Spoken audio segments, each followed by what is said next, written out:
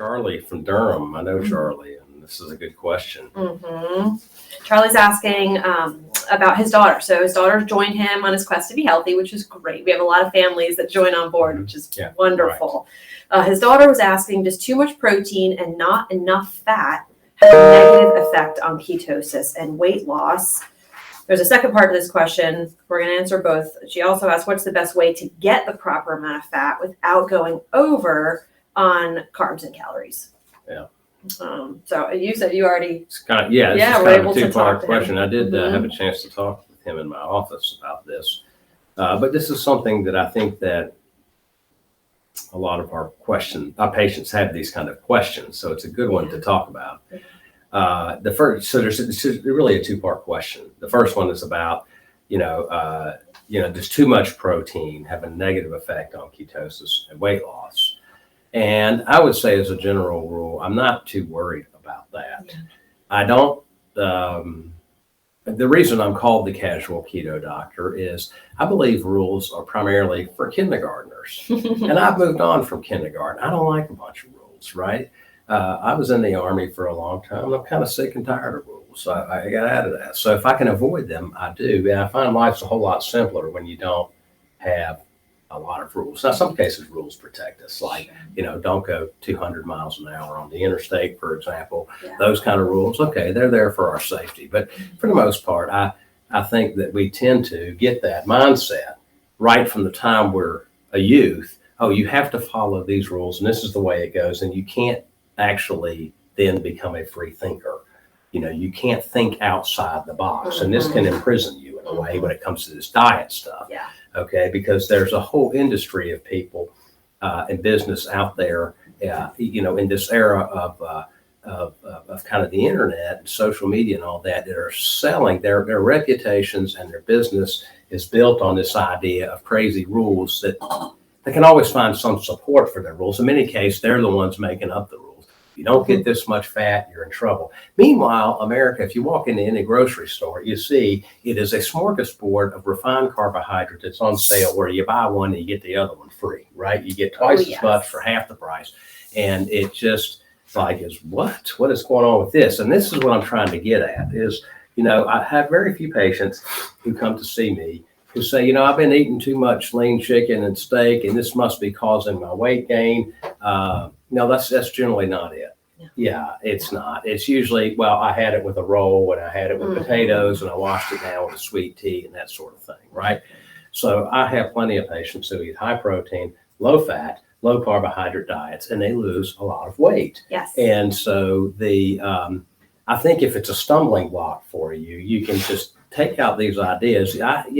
My taste buds will take me to a certain amount of fat and protein. And as long as I'm not including that refined carbohydrate in there, then I've achieved the goal. That's the way to look at it, right?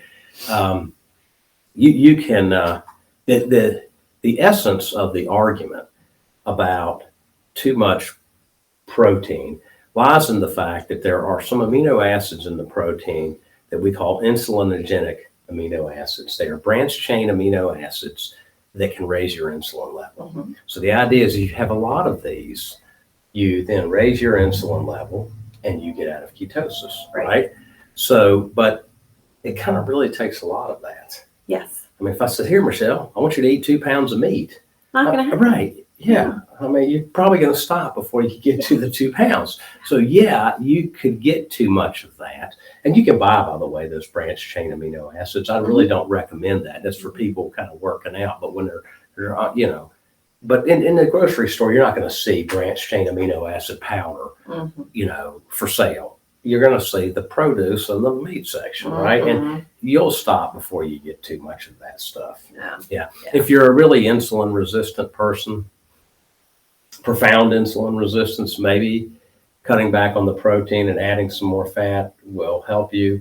But we'll guide you on that stuff at the office. Yeah, that's what the individualized approach is about. Is we can make statements like, generally speaking, this is the way it is, and generally speaking, a lot of our patients don't eat high fat, but we have some patients that do need to because they have to keep both the protein and the carbohydrate really moderate. The carbohydrate very low and the protein moderated, and then the fat is what's left, for calories, and they do well with that. I will say I find a lot of times women do a little bit better with the calorie control that comes from moderating fat in a keto diet. I don't have a lot of women, some women who are, again, profoundly insulin resistant do really well with a high fat.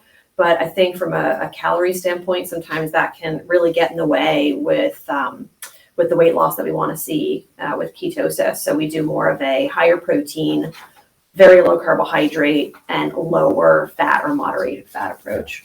Right. And it works well. Yeah. So the second question was the best way to get the proper amount of fat.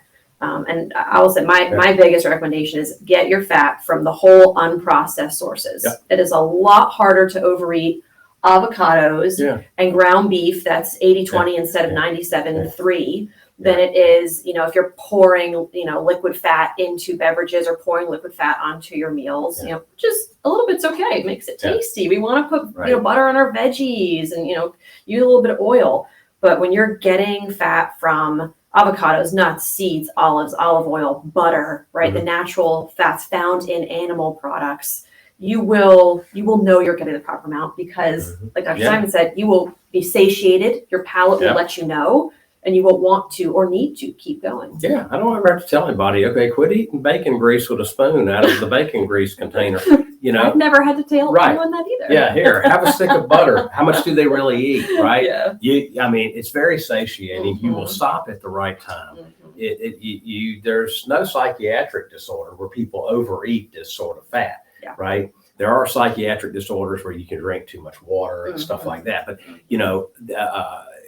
but generally, as a rule, like you say, naturally occurring animal fat is not something that people are going to overeat. And so so I'm like you. I'm just like, okay, just go for it. Your body will tell you when to stop, right?